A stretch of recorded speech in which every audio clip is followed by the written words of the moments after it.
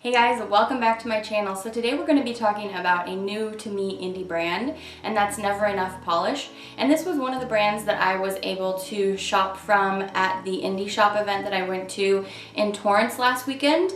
And so I picked up a 4-piece collection. They have 2 collections that are on sale right now. One is something about King Arthur. I'm not sure of the name. It just looks gorgeous. And I picked up the 4-piece collection called Gilmore-isms.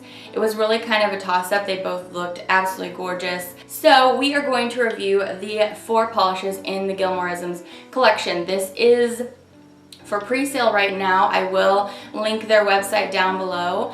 They are $35 as a set if you buy all 4, and they're $9.50 a piece if you buy them individually, which is actually a pretty fair price for indie polish, especially because their bottles are on the larger side for indie polishes. We were talking about this on Snapchat.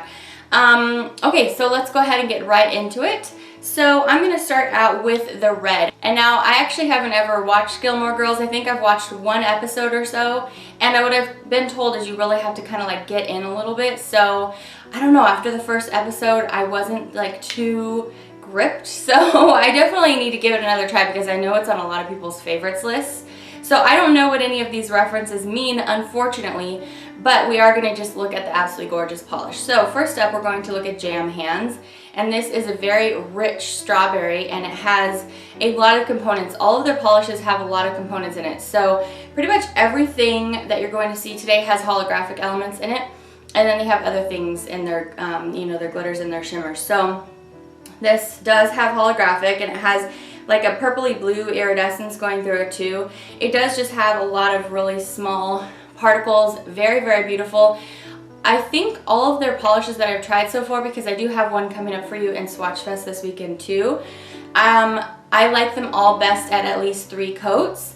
And there's one that's going to be in today's collection that I think is good at 2 coats. But they're all a little bit on the sheer side, and I think the reason for that is because they have so many components in here. If you make your polish too opaque with pigment, it makes it harder to see the little bits of holographic or shimmer or whatever. You know, it makes sense. It kind of disguises it. So if you make the polish a little bit more sheer and put more base, base versus pigment, then there's going to be availability for the hollow, for the glitters and the shimmers to shine through that. Does that make sense? This is just really pretty. This doesn't build up like too heavy or anything, so I didn't have an issue doing 3 coats on them. And yeah, really, really delicious. I loved how this looked in the sunlight. I feel like all of these all play better in the sunlight because they all have a really beautiful holographic element. The next polish I want to talk about is called Coffee with My Oxygen, and this is a beautiful kind of coffee brown base. And then it has a very strong teal shimmer coming off the top of it. It does have holographic elements as well. It's almost like a duochrome because I can see gold on the edges, but outside the teal is just like bam. Actually indoors I felt like the teal was doing that to me too, but here under like this really heavy direct lighting, I'm seeing lots of gold and pink. So there's so much going on in this polish. This is very sheer though, so I really liked this best as a topper.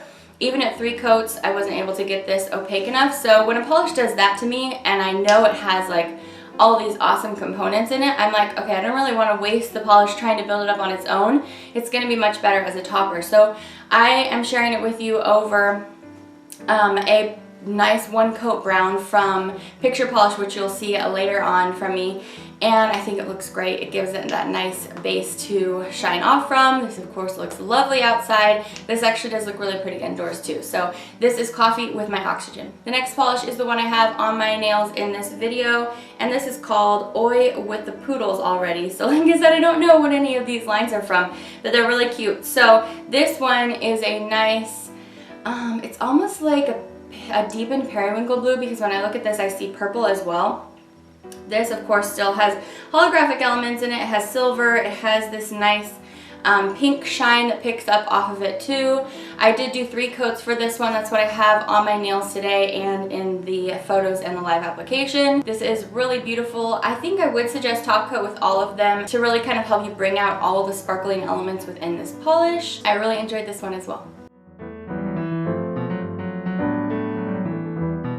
Alright, and last up we have the most opaque polish, and this one is a nice deep like kind of burgundy shade. Oh, it's so pretty. This one's called Vicious Trollop, and this one's my favorite because I really like this shade, you know, for right now. This one's my favorite, although the topper is really, really cool too. Okay, so this one, as you're looking at here, okay, it just kind of looks like a deep burgundy, but take it outside and it's a beautiful linear holographic. So I really enjoyed this. I really enjoyed the application best on this one. It was pretty opaque for me in 2 coats, and it did apply just really lusciously, so this was my top pick.